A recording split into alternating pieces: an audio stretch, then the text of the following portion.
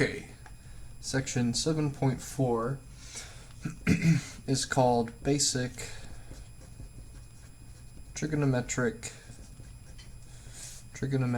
Equations.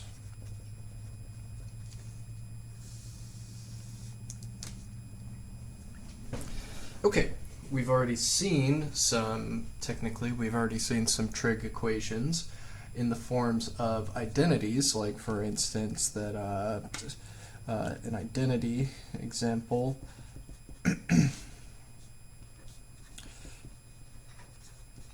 like sine of 2x is equal to twice of the product of sine of x times the product of sine and cosine. That's an example of an identity. It's technically an equation, right? Because it's got an equal sign. Sure, it's an equation. But this is true. This is true for all inputs. True for all input values. In other words, true for all x.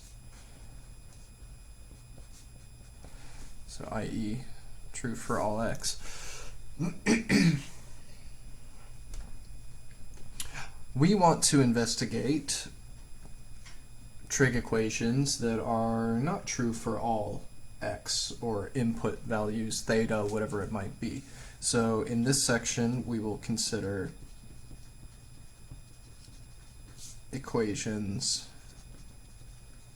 like sine of theta or x or whatever you want it to be. In this section, the book goes back to using theta, so I'm just following along with what they do. We will consider equations like sine of theta equals 1/2 and ask the question,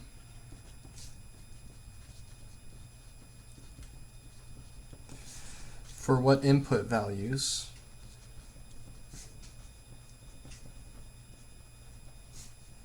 theta is this equation true? For what values is this equation true?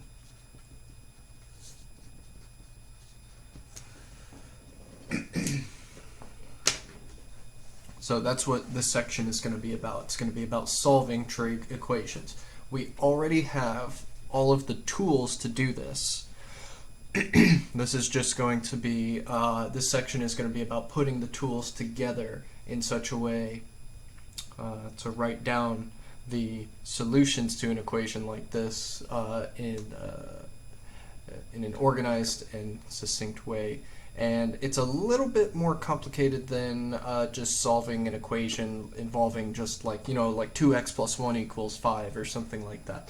There's a little bit more going on because of the periodic nature of our trig functions, right? We know that our trig functions are periodic.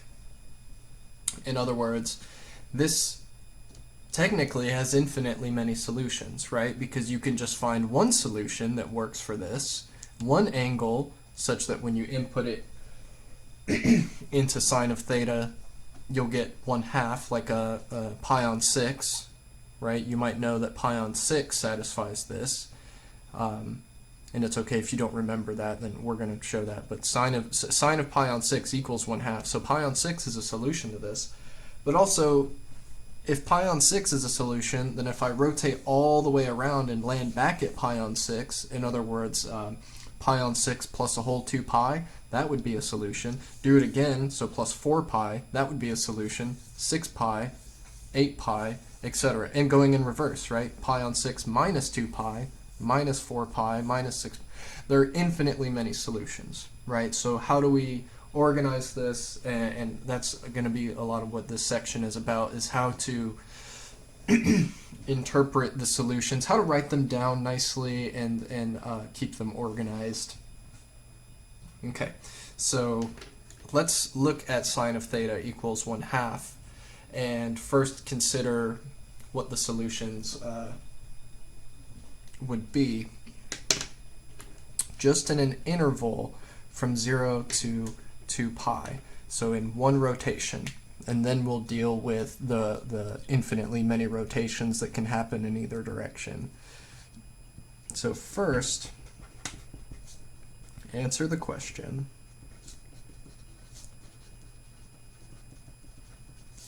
in in the interval 0 to 2 pi. In other words, where is sine of theta equal to 1/2 with just theta being in 0 to 2 pi, so ignoring all those extra revolutions that can happen.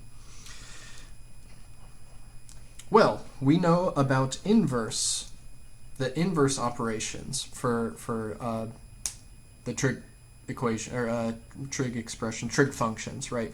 We've looked at inverse trig functions, right? So we can say I have this inverse thing that I can introduce on both sides, sine inverse sine inverse of sine of theta is equal to sine inverse of 1/2. On this side, sine inverse and sine effectively cancels out, right? That's what an inverse function should do with the original function. Whatever the deepest input was in here, it should just pop that right out. In other words, just giving us theta. And I have that theta is equal to sine inverse of 1/2. Now, note that this doesn't really change the question, right? Because the question is still, so let me make a note here. Okay, so this doesn't really change the question, getting from this form to this form, because the question is still what value of theta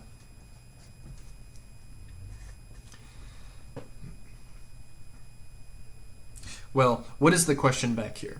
The question, if I phrase this equation as a question, it would be what value of theta when plugged into sine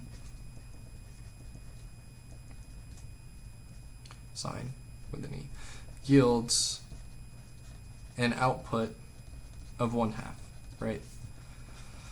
And then reframing the question, so that's this question that I put in quotes here is like this equation. And then if I reframed the equation, or rather reorganized the equation like this, then it just says what is, well,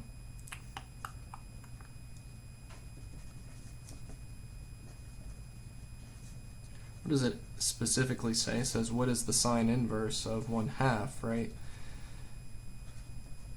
What is sine inverse of 1/2? But it's the same question, right? Okay, so that's not super useful. How do we answer the question then? How do we, just starting back here, how do we answer this question? Well, we've got to know, we've got to be comfortable with these, and hopefully you are by now, comfortable with the angles, like pi on 6, pi on 3, pi on 4, pi on 2, etc., that are giving these kinds of outputs, these kinds of outputs. There's a table with, at least in the first quadrant, oh, I actually skipped theta equals 0. Let me put that. That should have been back here at the top. Theta equals 0. Now this table is somewhere in the text. I don't remember where, but I've pointed it out in the past. Sine of theta when theta is 0 is 0. Sine of theta when cosine of 0 is 1. And then this would be 0. Okay. So common angles here, at least in the first quadrant, right? You know that this extends, this sort of table would extend into the second, third, and fourth quadrant, looking very much the same, except with these things changing signs appropriately, like sine. The sine function is going to be positive. It's going to have these same values, right? But they'll be positive in the first and second quadrant, and they'll turn negative in the third and fourth quadrant, for instance. So having this knowledge, just having this knowledge, you're bringing this to the problem, this problem, then you should know that sine of theta equals 1/2 is giving us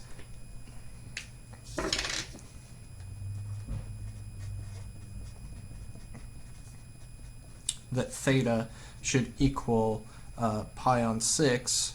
And if you recall, like I said, the table extends, right? There's going to be another one, or theta, and I'm going to enumerate these, or, well, I won't yet. Yeah, I'll go ahead and say it. Theta 1 and theta 2. There we go. And where's the other one that will yield a positive 1/2? Well, it should be in quadrant 2, right? Because like I said, sine theta stays. There's going to be two outputs of 1/2 in my table, right? If I listed it all out for all four quadrants, there would be two that will yield a positive 1/2. The second one is going to be this a pi on 6 angle in quadrant 2, which is that 5 pi on 6 angle.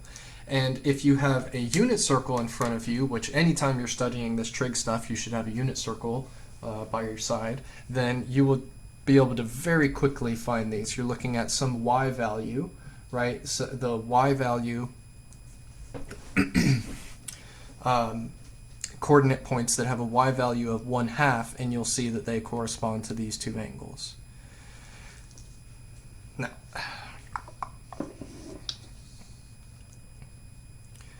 what if I framed this this question in terms of the inverse sign, right? Because what I'm getting here, I want to say a little bit about this, that theta is equal to sine inverse of 1/2 is yielding two solutions. Now, if you recall, I made a big deal that our inverse, if we want our inverse trig things to be functions, then they should not output two solutions, right? But in this case they are. So what's going on? Well, again, remember that the context is super important for whether you're talking about an equation. If you're using the inverse sine or inverse cosine, inverse tangent in solving an equation, then you can have it popping out two answers, or however many you want. If you're talking about a function, then that's when you restrict the output that the inverse function can give to you. You restrict it so as to maintain the function definition. It's the same, again, I'll use this example because I think everyone's a lot more comfortable with this function. Let me do this over here. It's like going on a tangent here. So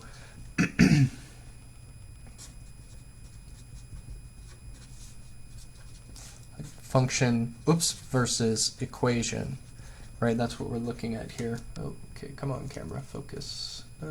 Function versus equation. So over here, no, let me start over here. It'll make more sense. If I have x squared equals 16, then I use the inverse operation, right, to solve this. The inverse operation being a square root, and I say plus or minus. So I'm allowing it to give me two outputs. But over here, as a function, the operation in question is the square root, right? That's the thing I'm pointing out. It's the square root, right? But over here as a function, if I defined that operation as a function, we all agree that we only take the positive square root, right? And when we graph it, we don't graph a sideways parabola that would be like the plus or minus square root thing. We only graph the top half because we all agree to restrict the range. We all agree to restrict the range to not include the negative values so that the function only give us one output, so that it obeys the vertical line test for functions, right? That's what's happening here. We're saying this sine inverse thing is now being used, this operation is being used to solve an equation. So it's not a function in this case. So it can output two solutions, just like this square root thing can output two solutions in a case like this.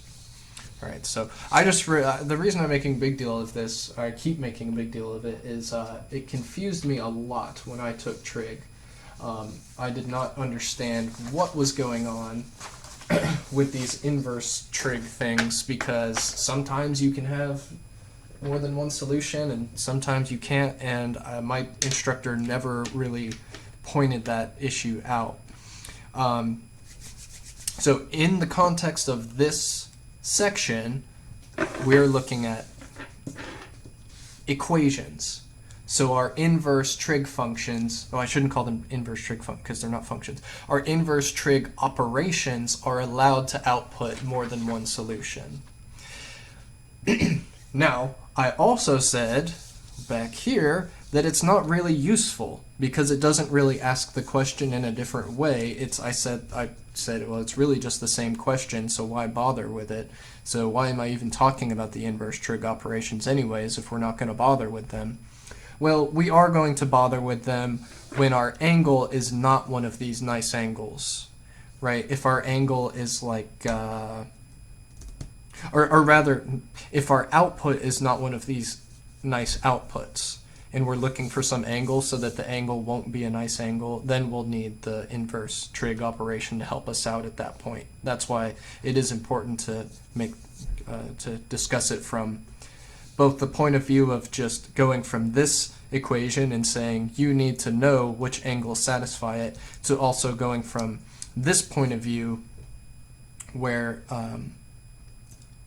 you're using the inverse trig operation. This will be, I'll show you examples where you have to use the inverse trig operation. Okay, so that was enough of a tangent about that whole issue. Let me get us back on track here. So we have that, where are we? We are solving this equation.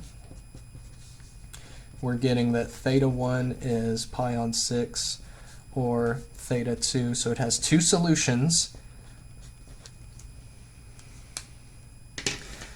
in the interval 0 to 2 pi, right? It only has two. There's one in quadrant 1, one in quadrant 2, and there's two other pi on 6 angles, 7 pi on 6 and 11 pi on 6, but they output -1/2 for sine theta.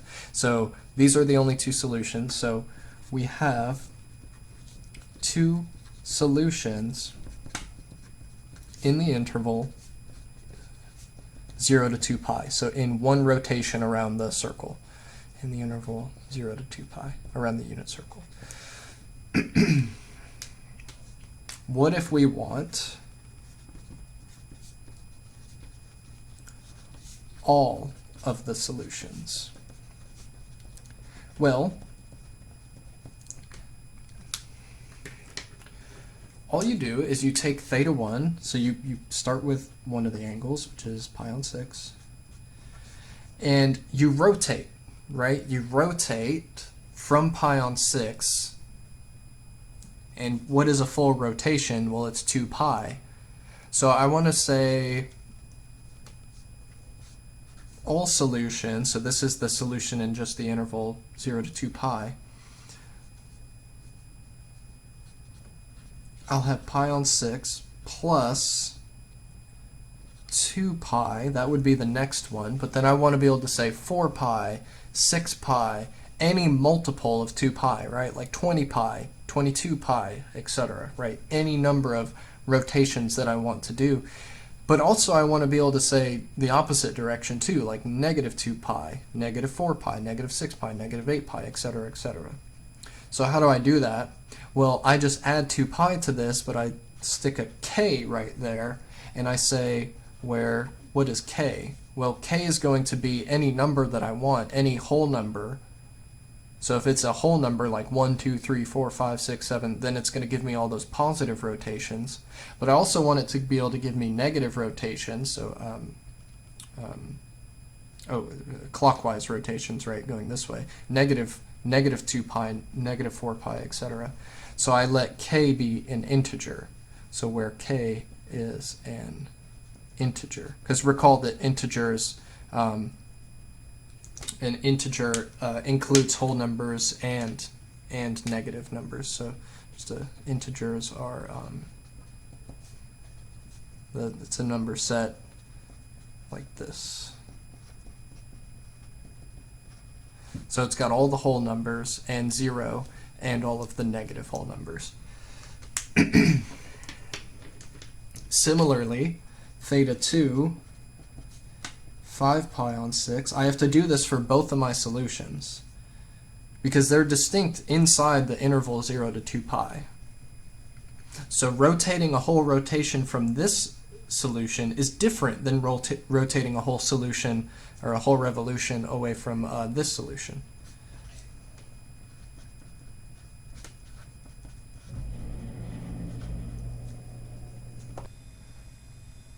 Okay.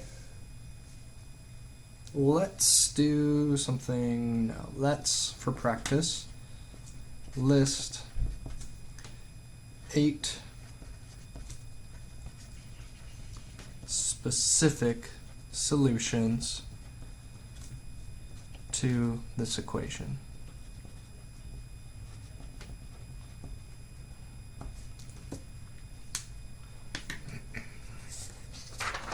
I'll do it on Scratchwork and then I'll write the answers here. So I have, I'll do 4 of each, right? Because,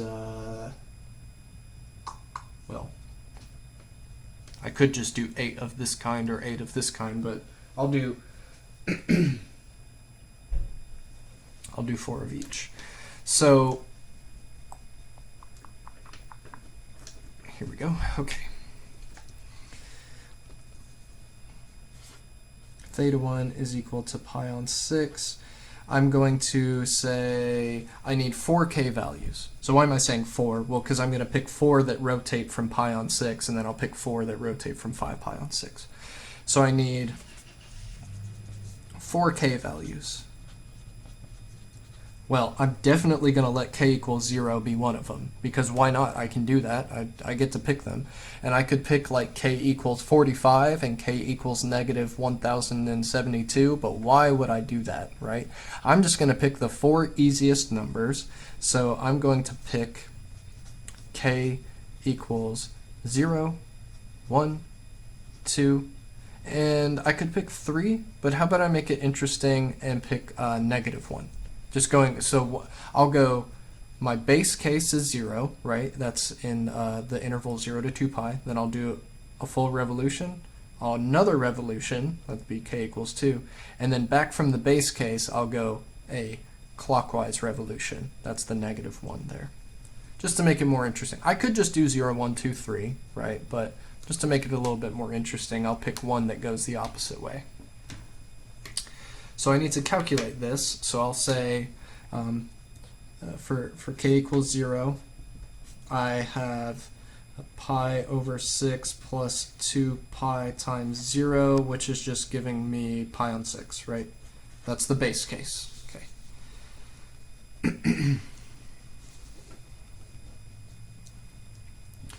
K equals 1, I have pi over 6 plus 2 pi times 1, so just a single 2 pi. That's going to be pi over 6 plus 2 pi, right? And then that's the same as pi over 6 plus...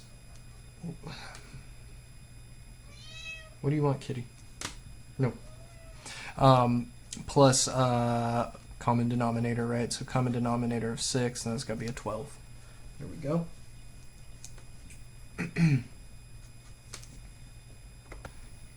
Okay, so I'm getting 13 pi over 6. Okay, that's the next solution, right? That's a full rotation away from pi on 6. Now I'll do k equals 2 over here. That's pi on 6 plus 2 pi times 2, right? K is 2 here. Pi on 6 plus 4 pi, right? Okay, and then common denominator, pi on 6 plus over 6, right? So it's going to be 24. So I'm getting 25 pi over 6. Okay, I think you kind of getting the idea, I hope, now. So the last one, since I chose to go with a clockwise rotation as well, so I've got the negative 1 here, which is basically going to amount to subtracting 2 pi, right? Because I've got 2 pi times negative 1, that's going to be the same as pi on 6 minus 2 pi. Maybe you don't like that because I'm going to have to subtract fractions, and maybe you're thinking I would rather not. But here it is in case you do decide. Because remember that in a problem like this, unless the problem specifically specifies that you should pick one going in the clockwise direction, you could just pick k equals 0, 1, 2, and 3. You don't have to pick a negative number for k. You don't have to pick one of those clockwise rotations. Unless, I don't think any of the homework problems specify that specifically. I think they ask you for 8 specific solutions like what we're doing here, but they don't say, I don't think they typically say, like, they don't dictate what order you should go in. But anyways, if they do, or if you like to do it, here's how it goes. It's just subtraction of fractions, right? It's not too bad. Okay, so 8 specific solutions to this equation. Well, I have theta 1 giving me these. I'll draw an arrow and say pi on 6, 13 pi on 6, whoops, 13 pi on 6. I had 25 pi on 6, and then negative 11 pi on 6, which I probably should have put in order, put the negative up front, but whatever, there it is. Now, do the same thing for theta 2.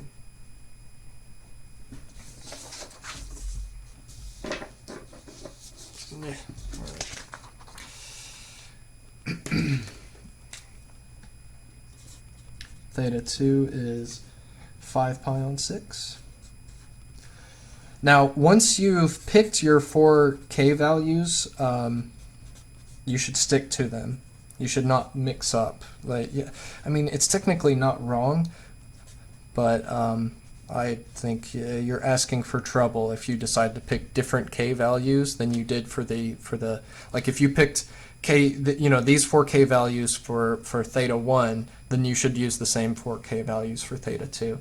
It's technically okay not to, because the problem just asks for 8 solutions. They could literally be anywhere, right? But I just feel like, just for the sake of your sanity and like doing all the arithmetic and stuff, it's easier to pick the same 4.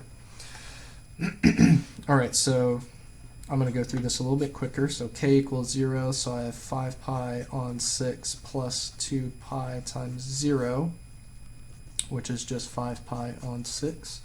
K equals 1, I'm getting 5 pi on 6 plus 2 pi, right, times 1, so just 2 pi. And that's going to be 17 pi over 6. K equals 2. Getting 5 pi on 6 plus 4 pi, right? Because 2 times 2 pi. So I'm skipping steps here, but I think that you can, you'll be able to, you can see what I'm doing. We already did it, right, for one of them. So that's 24, so 29 pi on 6. And then k equals negative 1. I'm getting 5 pi on 6 plus negative 2 pi, in other words, minus 2 pi, and that's going to give me negative 12, so negative 7 pi on 6.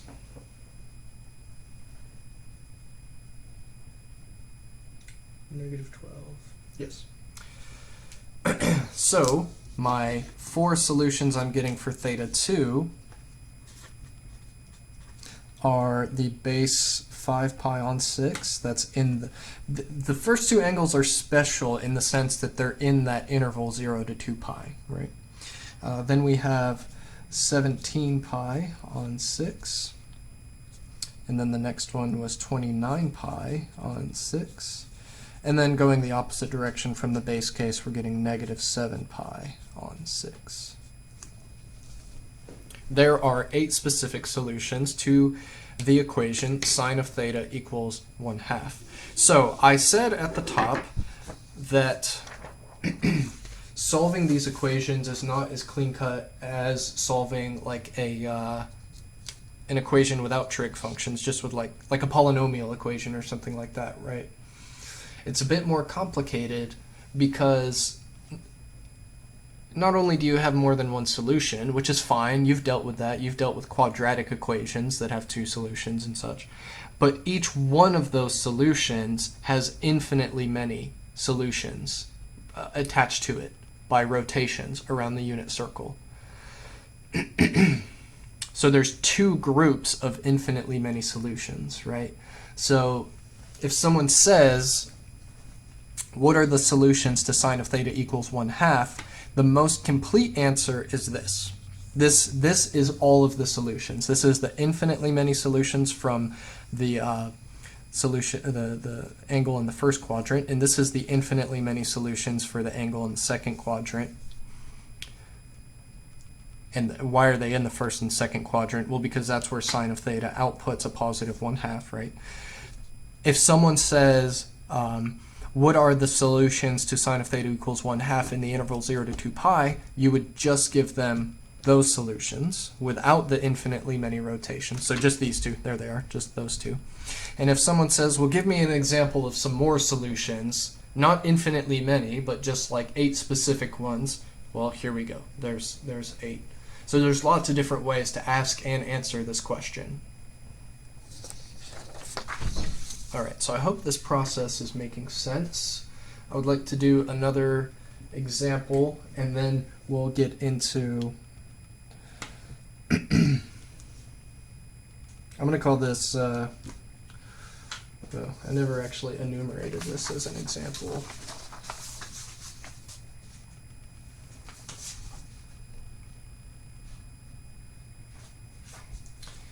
Yeah, let's just call this example 2. You can go back and enumerate the sine theta equals 1/2 as example 1 somewhere in your notes. Let's call this example 2, and let's solve the equation cosine of theta equals square root of 2 over 2. And once we do this, I want to solve an equation involving tangent. And then I want to get back into, or rather, the next thing is I want to look at an example or examples where we're solving equations where you have to use the inverse trig operation. Because remember, I made a big deal about that, but I said, well, you don't really need it. Sometimes you need it. Well, I want to do some examples of those as well, so we will do that after example 3. All right, cosine of theta equals square root of 2 over 2. I must know that, so what is the knowledge I need to bring to this problem to start it? I need to know what angles. I just need to know that this is a nice output, right? And if you have a unit circle, then you can literally see this as an output in the x-coordinate, right? The x-coordinate for the angles, theta equals, I'm numbering it, theta 1 is pi on 4, that's the first one, and, or I'll say or, theta 2, the second solution, is down in the fourth quadrant at 7 pi on 4. Oh, wait, sorry. Oh yeah, no, we're good, we're good. I just realized the question, this is example 2 in the text, except theirs is negative. So they have different solutions, right? Because actually that'd be a good one to look at. Once after we do this example 2, you could look at example 2 in 7.4 in the text and just see how it's different, because theirs is the exact same equation except that they have a negative on the square root of 2 over 2. So their two solutions are not in quadrant 1 and 4. Their two solutions are in quadrants 2 and 3, where cosine yields a negative. Right. Okay. But I'll stick with it as I've written it here, so this is good. So theta 1 equals pi on 4, theta 2 equals 7 pi on 4. So if I'm just asked to solve the equation without any, it doesn't say, the instructions may not say any interval or anything, but really they really should. So I'll say, as part A, I'll say on the interval 0 to 2 pi, so that you're solving this equation on the interval 0 to 2 pi. We're going to solve this equation, we'll say find all solutions. And then part C is find 8 specific solutions. Again, we'll do that just for practice.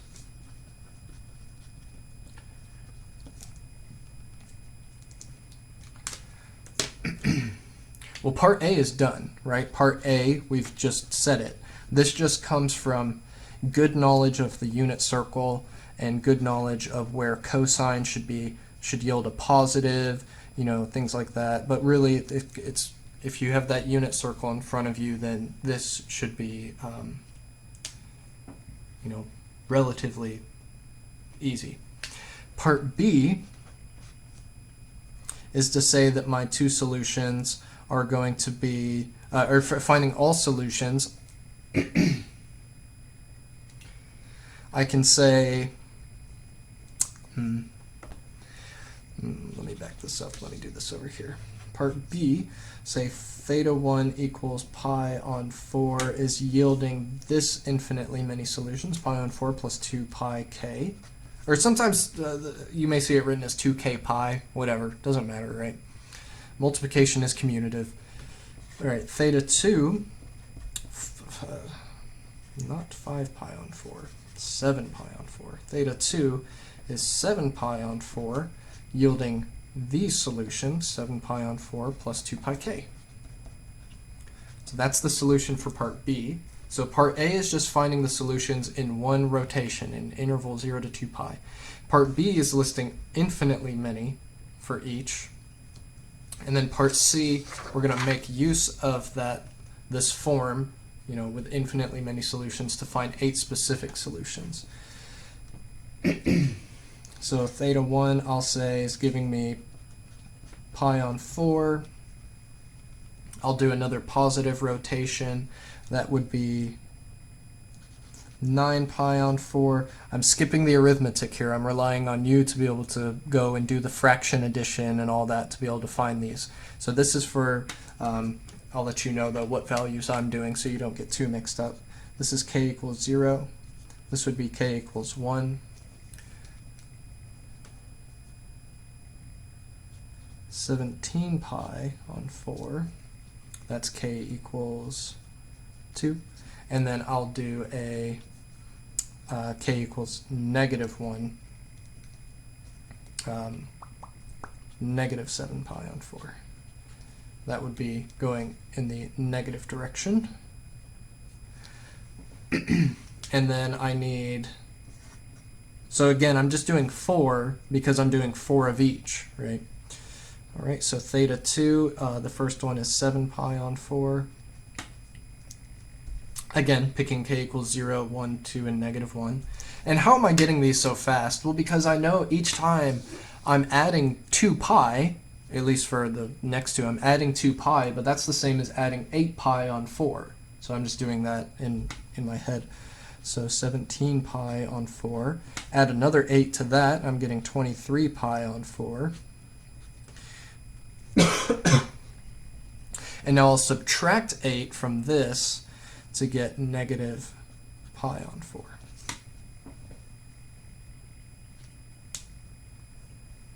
So there's 8 distinct specific solutions to the equation cosine theta equals square root of 2 over 2. All right.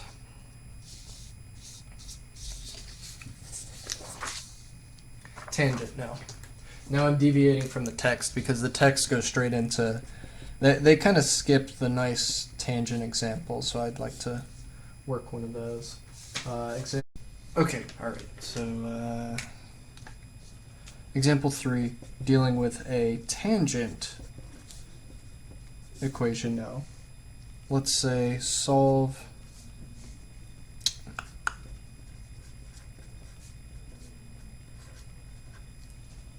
tangent of theta is equal to negative square root of 3.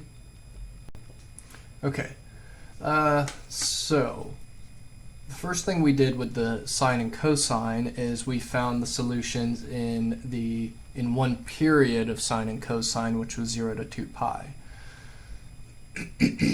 But for tangent, the period is just of length pi, right? So if you recall that the graphs of sine and cosine, we say one period goes from 0 to 2 pi. But the graph of tangent goes from, a natural interval to take is negative pi on 2 to pi on 2. So first, let's see, how did I lay it out for this one? There it is. Okay, so we'll say solve this equation, first part A, on the interval. Tangent's a bit different on the interval. Instead of 0 to 2 pi, we take it on the interval negative pi on 2 to pi on 2.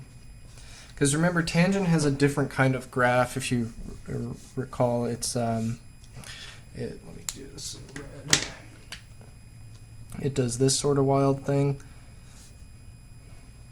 where it asymptotically approaches each pi on 2. So this right here is a pi on 2 value of pi on 2, and this is negative pi on 2. And then it just keeps doing these crazy shapes over and over again with asymptotes at each multiple of pi on 2 and in the opposite direction as well. So, you know, with our sine and cosine graphs, they don't do this, right? They have period 2 pi, and even more specifically, they have a really nice shape from 0 to 2 pi, so that's why we like to find the solutions to the equations, as we've been doing for the first two examples, first on the interval 0 to 2 pi. Since we're dealing with tangent now, though, and it has this weird shape and such, we will first find the solutions on the interval negative pi on 2 to pi on 2, which is like one rotation for tangent. And then part B will find all solutions. Let's just leave it at that for this equation. We could find, we could do part C, find 8 specific solutions, but I think you kind of get how the algebra goes on that, or the arithmetic, I guess. It's just fraction stuff, right? Okay, so let's solve tangent of theta equals square root of negative 3 on the interval negative pi on 2 to pi on 2.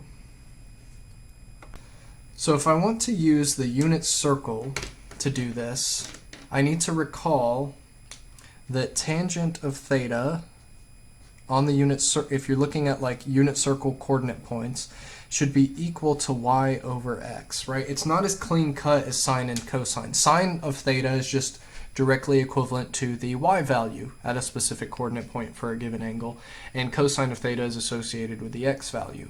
Tangent, though, is a ratio of y over x. A bit more complicated. You've got to know which kind of angle, such that when you stack the points on each other like this, or the values y over x on each other, you get a square root of 3, specifically a negative square root of 3. So you're looking at your unit circle. First of all, you're going to look at the coordinate points that have a square root of 3 involved, obviously, right?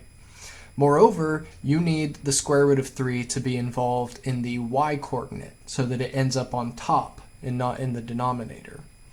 Also, you need it to be negative. Okay, so where are we looking? First of all, we want it on the interval negative pi on 2 to pi on 2. So that's let me do it in a different color here. That's this interval, negative pi on 2 to pi on 2, right? If I go counterclockwise from the 0 point, this angle is negative pi on 2 down here. And if I go clockwise this way, this angle is pi on 2.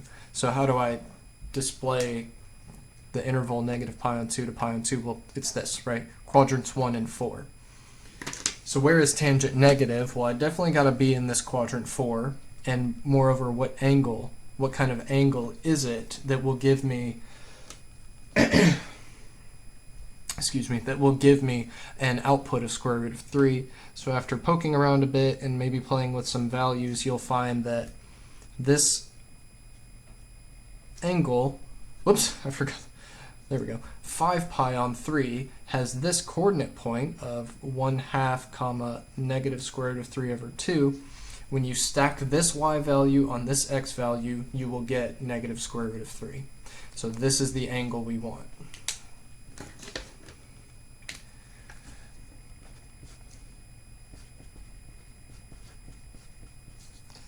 And you may say, wait, what about the other one? Because shouldn't there be 2? Oh, that's a 5. Sorry, my marker got a little away from me there. It's 5 pi on 3. That's that angle, 5 pi on 3. So you may say, what about, the sine and cosine? These examples 1 and 2, they had 2 solutions, 2 base solutions, right? Well, tangent's going to be different. Tangent is only going to have 1 because of the nature of the tangent graph. Its period is only half as long as sine or cosine, right? Sine and cosine,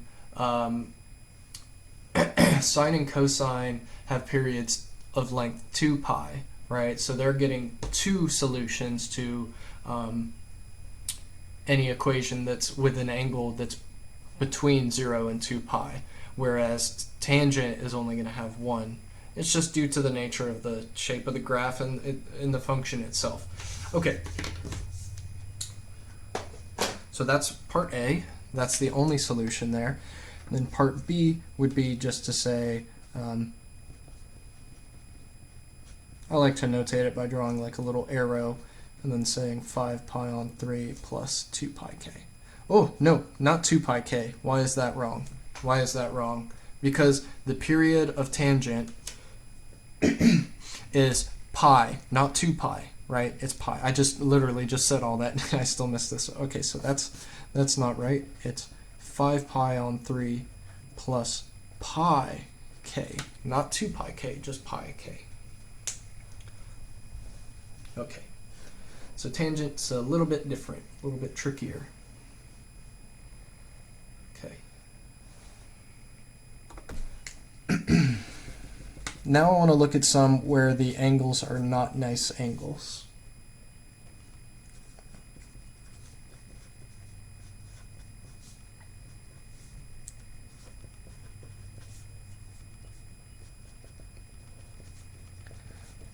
I'm just going to say find all solutions. So we'll still find the base solutions, and then we'll tack on the plus 2 pi k for all solutions. All right, well, this is definitely not a nice output that we recognize. It's not like square root of 2 over 2 or 1/2 or 0 or 1 or square root of 3 or whatever, stuff like that. So, oops, there we go. How do we deal with this? Well, this is when you fall back on the inverse trig operation. This is when that actually becomes very useful, because we can go ask the calculator for the solution. We'll say inverse cosine, if you can see that, 0.65. Make sure you're in radian mode, a little RAD, maybe you can barely see it. RAD for radian mode, and I'm having to keep the calculator tilted so that the glare doesn't. 6, 3. How many digits should we keep? I'll just keep 3 digits. Well, actually, I think Hawks tells you to, or not Hawks, WebAssign tells you to keep 5 digits. So that's what I'll do. There's 5 digits.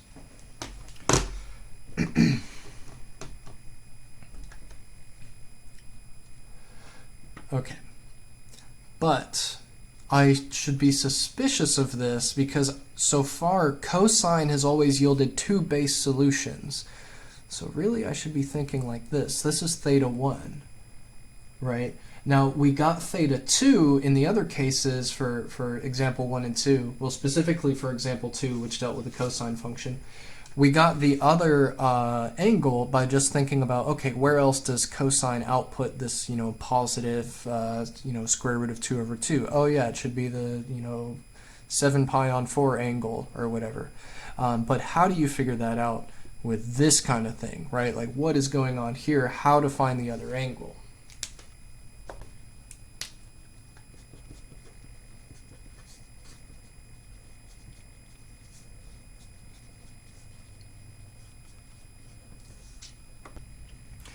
The answer is that we need to use the geometry.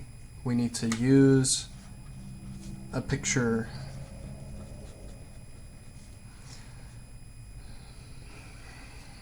Okay, first of all, we must know that this is in quadrant 1. How do I know it's in quadrant 1? Well, it's in radians, right? I could convert that to, if you recall, I could convert it to degrees. Actually, I could just do this, just put my calculator in degree mode, and then ask it to redo this calculation 0.65 in my cosine inverse function.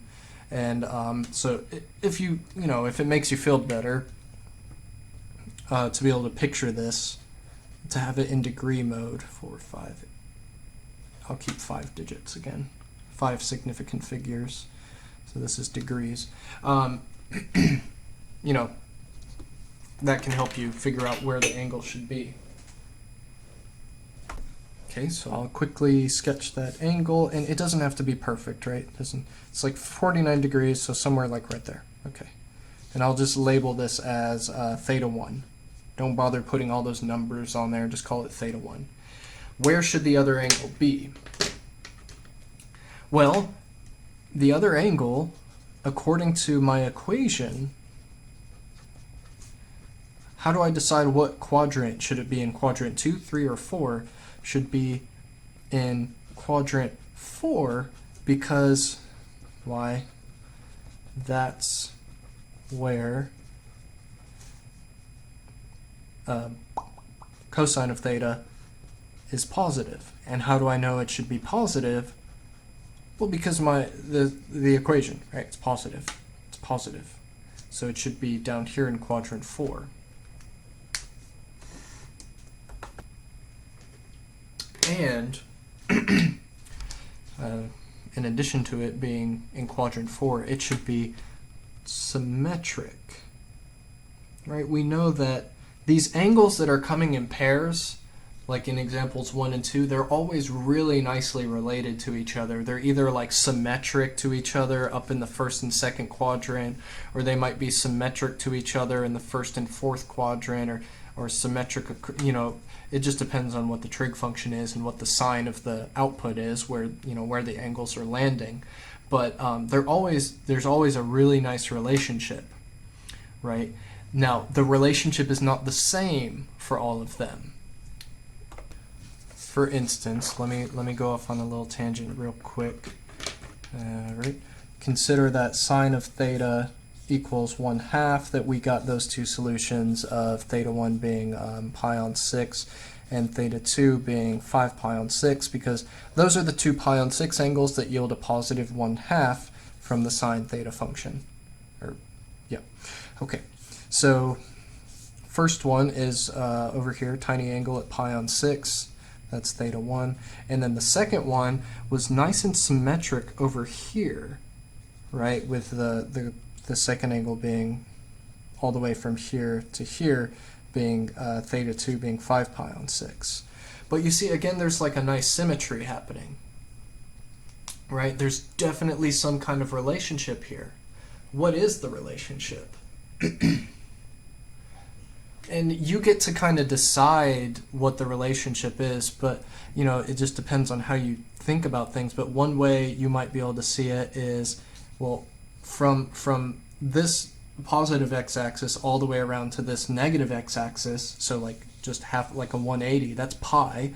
So if I take pi and subtract theta 1, I should get theta 2.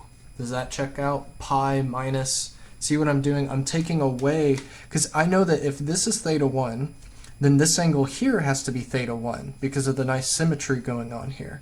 So if I take a whole pi and remove this angle, I should end up with just the remaining bit being pi, the theta 2 angle. And that does work here. That does work here. Now consider the second example, which was cosine of theta. Was it negative? It was square root of 2 over 2. Was it negative? No, it was positive. Square root of 2 over 2, where my two angles, theta 1 were first quadrant, pi on 4, and theta 2 was in that fourth quadrant, 7 pi on 4. So that's different because the relationship here is, so here's theta 1, and then theta 2 is all the way down here. All right, that's theta 2. 7 pi on 4, that's theta 2.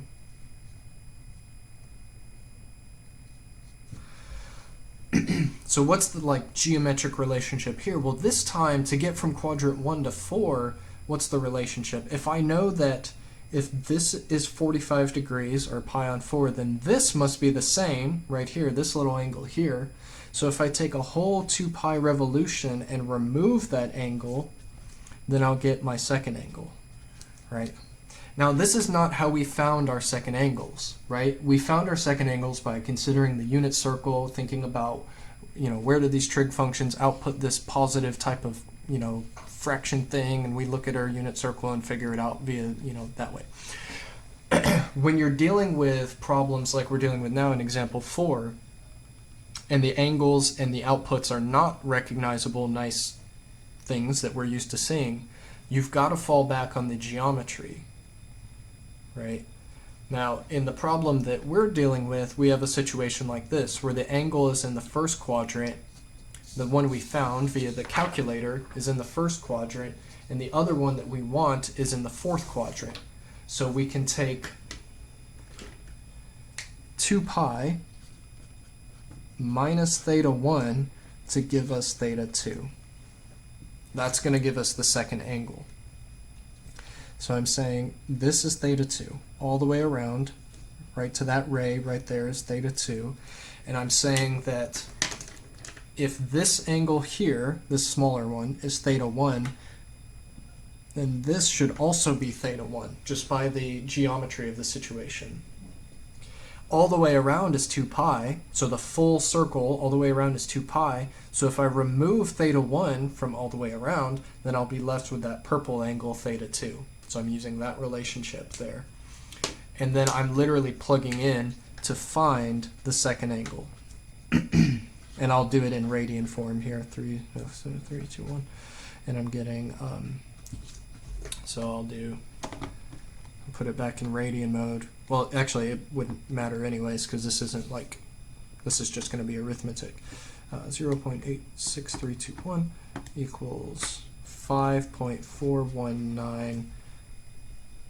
Let's see, I want to keep 5 significant figures. Oh, crap, so I need to round. Okay, so 5.4, let's see, if I'm keeping 5 sig figs, so that'd be round that up to a 0, that would round that up, so 2, 0, 0.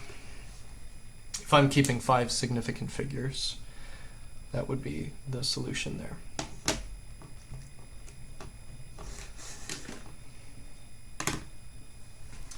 Okay. What did we need to do? We needed to find all solutions. We have the 2 base solutions now. I have theta 1 equals this, and theta 2 equals this. So all I do to list all of the solutions is tack on that 2 pi k. Wait, am I dealing with a cosine sine function that has period 2 pi? Yes. Yes. Because recall that for a tangent function, you would just add a pi k, because it only has period pi. Anyway, so we have 0.86321 plus 2k pi, or 2 pi k, that's fine. And theta 2 is equal to 5.4200 plus 2 pi k.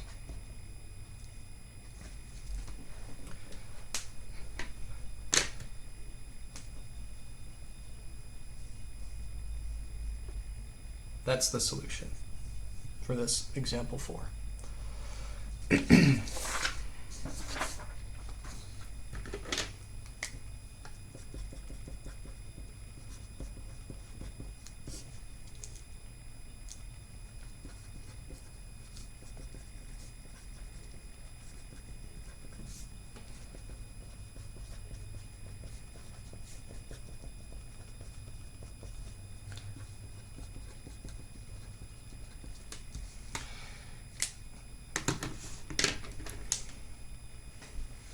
Okay, solve the equation tangent theta equals 2, find all solutions.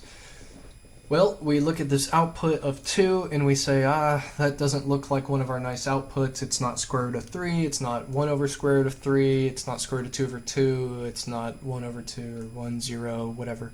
So we're going to need to ask the calculator to find our base solution. And then we'll think about, does it have another solution? But we should think, well, this is tangent, and tangent only gives us one solution in each period, right? Unlike sine and cosine. Sine and cosine give you two solutions in each period, hence why we had to do all that nonsense for this cosine one where you had to find the other angle. Tangent is nice, at least in this case, in the sense that it's only giving us one solution. So I'm going to say tangent inverse of 2. I'm getting theta is approximately, oh, was I? Okay, back here, I really should have said approximately on these.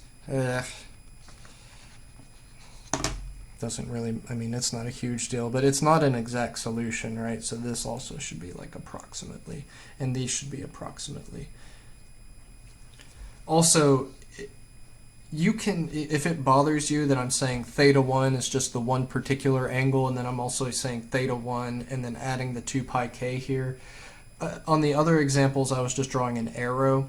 I just kind of got, I don't know, distracted by all this geometry stuff, and I forgot that I was using that notation.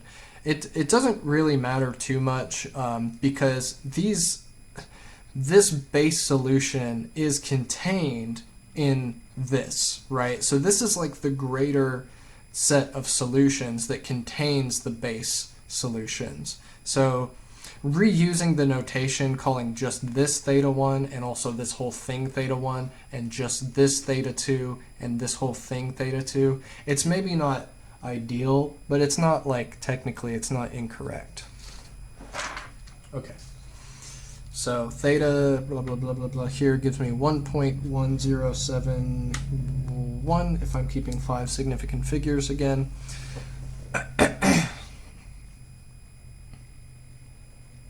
Right. Well, that's the only one. So they want all solutions, so I'll just say theta again. I'll just reuse the theta here and say 1.1071 plus pi k for tangent, right? Not 2 pi k, because tangent only has period pi, not 2 pi.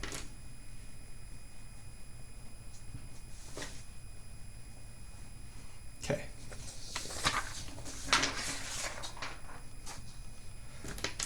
Now that we've kind of set the stage for all these trig functions, let's talk about, or trig equations, I mean. Let's talk about actually solving them. Well, what I mean is we've been solving them. What am I trying to say? What if they're not already solved? What if the trig function itself is not already solved for?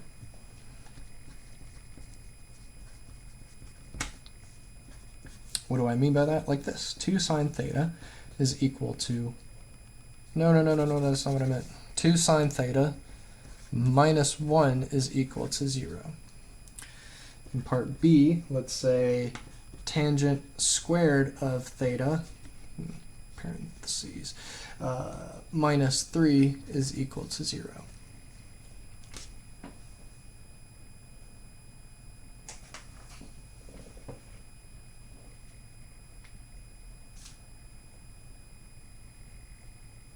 Trying to find another one here. Yeah, let's do, let me think. Let me pause the video. All right, I got one. 5 sine theta minus 1 equals 0. All right.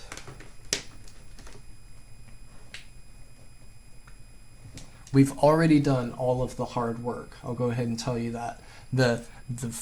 We're now introducing some preliminary steps, some steps that are preceding all of the things we've already been doing, but you'll see that these steps that precede everything we've been doing, they're going to seem so much easier relative to all this stuff we just got done doing in examples 1 through 5. Here's what I mean. Solution for part A, you're going to take 2 sine of theta minus 1 equals 0. Let me add my parentheses around my inputs for all of these things. Okay. Well, this is the same as 2 sine of theta equals 1, right? I'm solving for the trig function. That's what I'm doing right now. And then this is the same as sine of theta equals 1 over 2, just dividing by 2. So I added 1 and then I divided by 2, just treating sine theta like an x. If it was like 2x minus 1 equals 0, that's how you would solve it. Now from here, from this point,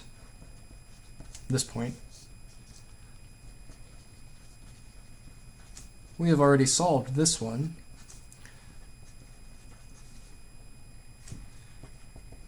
And what did we get? Let's see, can I just glance at this and let's say we had theta 1, and I'll just say theta 1 and I'll put all the infinitely many solutions that we had for theta 1.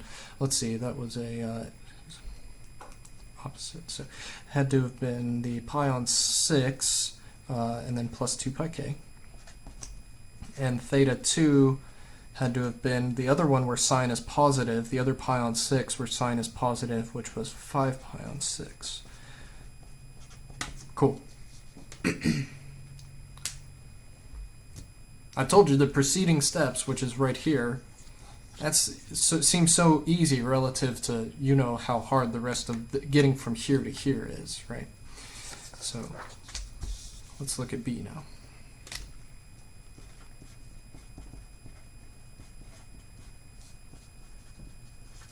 Okay, well, I'm going to solve for the trig function, so I have tangent squared is equal to positive 3, adding 3 to both sides, and I'll do that this way.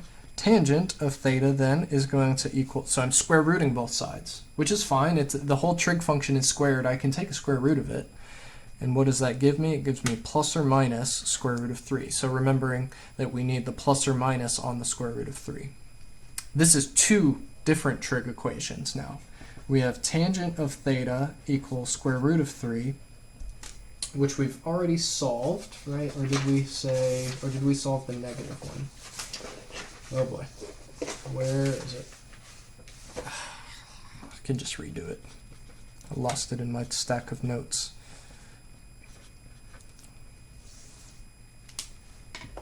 Okay, it was this one that we already did, and we got theta is equal to 5 pi on 3 plus pi k. And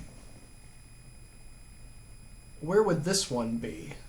Well, where is tangent, or what angle is going to output a square root of 3 for tangent? Well, you should already know that it should be a pi on 3 angle. It should be a pi on 3 angle. And where is it going to be positive?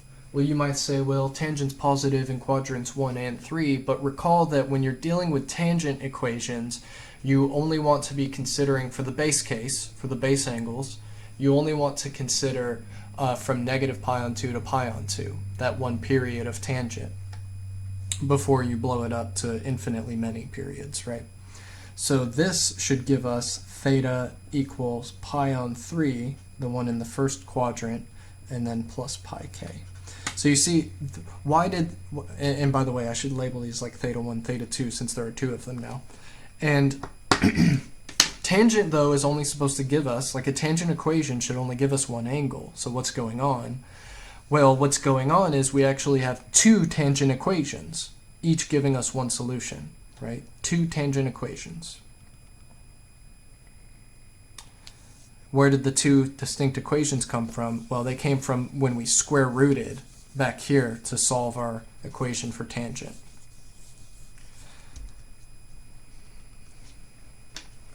Okay, let's do part C.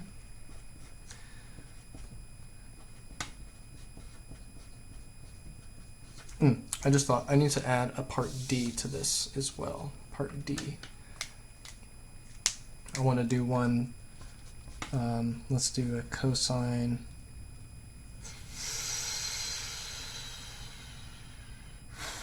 Oh, I got to think about it. There it is. That's what I want. 4 cosine squared theta minus 1.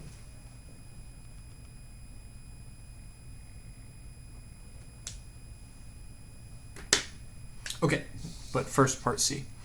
5 sine theta equals, okay, so you may just be able to jump straight to the solved version for the function, not for the function, for the sine equation, for the sine part of it, right? Adding 1 and then dividing by 5. Now this is not a nice output, so we're going to need to ask the, calculator what sine inverse of 1/5 is, and it's going to give us an approximate solution. Let's see, sine inverse of 1 divided by 5 is 0.201, let's see, let me round right, so that's 3 sig figs, okay, 3/6, that's 5. I'm just keeping 5 significant figures for anything where we're having to round. And I need to recall that I should find 2, because for sine and cosine equations I should have 2 solutions in their period of 0 to 2 pi. How do I find the second one? Well, it depends, right? Remember from the geometry I drew a while ago for whatever example it was, it depends on where these solutions are. Since I know that my first solution is in quadrant 1, well, sine of theta is positive, right? So I need to be in quadrant 1 and quadrant 2, because that's where sine of theta is positive. And if you like, you can go convert, again, you can convert this to degrees. Oops, let me scoot it over. So converted back to degrees, just to find out where this angle is in the first quadrant. So it's a very tiny angle in the first quadrant. There's theta 1. That's theta 1. And I know that my second my second angle should be in quadrant 2, because that's where sine of theta is positive. So it should be like equally tiny, at least over here, right? Or what I mean is that like this little part would be the same. So I know that to find theta 2, I'm going to do pi minus theta 1 should give me theta 2 from the geometry. I know that's weird, but you just got to think about what's going on here with the geometry, where this is theta 2, right? This angle is theta 2. And all the way across is theta. No, sorry, all the way across is pi, is what I meant. So theta 2 is going to be pi minus 0.20, what is it? 136. It's giving me 2.9402. Yes. And now, approximately, remember, I'm always using approximately anytime we're getting the calculator involved. So my theta 1 is approximately, just reusing the theta 1 notation, I'll say 0.20136 plus 2 pi, that's a huge pi, 2 pi k, and theta 2 is approximately 2.9402 plus 2 pi k. That's it for part C. And now I'd like to work that part D equation, which was, oh, I lost it. There it is. 4 cosine squared theta minus 1 equals 0.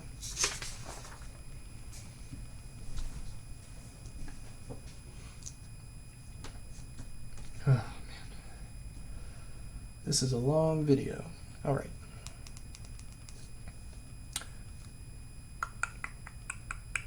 Add 1 to both sides, divide by 4. I'm getting cosine squared of theta is equal to 1 over 4. Okay. Then I'll square root both sides, so cosine of theta is equal to square root of 1 is just 1. It's going to be plus or minus 1 over 2. Okay, square rooting both sides, right? Square root of 4 is 2, square root of 1 is 1. Still need the plus or minus though, because I introduced that square root operation. This is giving me 2 distinct equations now. Cosine of theta is 1/2, and cosine of theta is negative 1/2. Now luckily these are nice outputs, right? These are nice outputs, we expect nice angles. You can look at that chart I gave you, which I am flipping through my huge stack of notes here to find. Where is cosine of theta going to yield a 1/2? That should be at a pi on 3 angle. So theta 1 for this equation, theta 1 is pi on 3 plus 2 pi k. And so I'm just going to go ahead and stack the 2 pi k thing on the end of it. But remember, there's two solutions to this. To this one equation, there are two solutions in the 0 to pi interval in that period of cosine. And where else is cosine yielding a positive? Well, in quadrant 4. What is the pi on 3 angle in quadrant 4? It's 5 pi on 3. Good.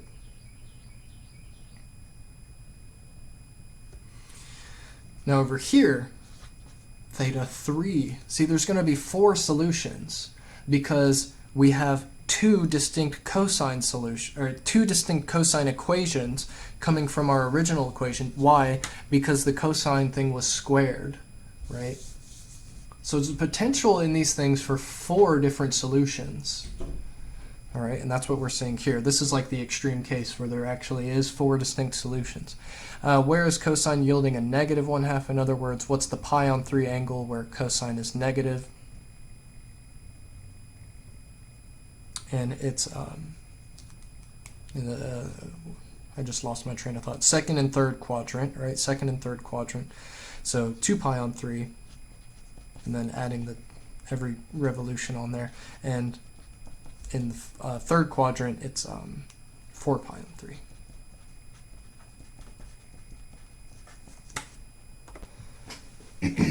So this one has 4 groups of solutions. In the interval from 0 to 2 pi, this equation, 4 cosine squared theta minus 1, has 4 solutions. It has one right here at pi on 3. It has one here, at 2 pi on 3. It has one down here at 4 pi on 3. And it has one over here at 5 pi on 3. So these are coming from, these in quadrants 2 and 4 are coming from this equation. And these over here in quadrants 1 and, oh, sorry, what did I say? Quadrants 2 and 3. I think I said 4. I don't know why I said that. Anyways, these here, quadrants 2 and 3, are coming from this equation, and the solutions here in quadrants 1 and 4 are coming from this equation. And that is a good place for us to stop for 7.4.